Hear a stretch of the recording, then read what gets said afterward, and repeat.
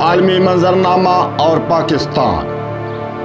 میری اس ویڈیو کا مقصد صرف اور صرف اپنی سوئی ہوئی قوم کی آنکھیں کھولنا ہے کہ آج عالمی منظرنامے میں پاکستان کہاں کھڑا ہے۔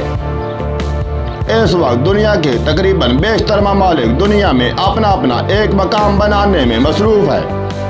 یورپ جو اس وقت دنیا پہ راج کر رہا ہے، اس کی کوشش ہے کہ کس طرح دنیا پہ اپنا تسلط قائم رکھ سکے، جبکہ چین، روس، ترکی اس تسلط کو توڑنے کی بھرپور کوشش میں لگے ہوئے ہیں۔ اسی کشمکش میں ہر ملک اپنی اپنی سمت کا تعین کر کے اپنا مقام بنانے کی کوشش میں ہے، یہاں تک کہ ہمارا روایتی حریف بھارت بھی اپنی آنکھوں میں خواب سجائے دنیا کی سیاست میں سرگرم ہے۔ لیکن سوال یہ ہے کہ پاکستان کہاں کھڑا ہے؟ جی یہی وہ حقیقت ہے جو میں اپنی قوم کو سمجھانا چاہتا ہوں۔ پاکستان عرصہ دراز سے صرف ایک ہی تگ و دو میں مصروف ہے کہ حکومت گرانی کیسے ہے اور بچانی کیسے ہے۔ حالیہ دنوں میں بھی یہی ڈرامہ جاری و ساری ہے۔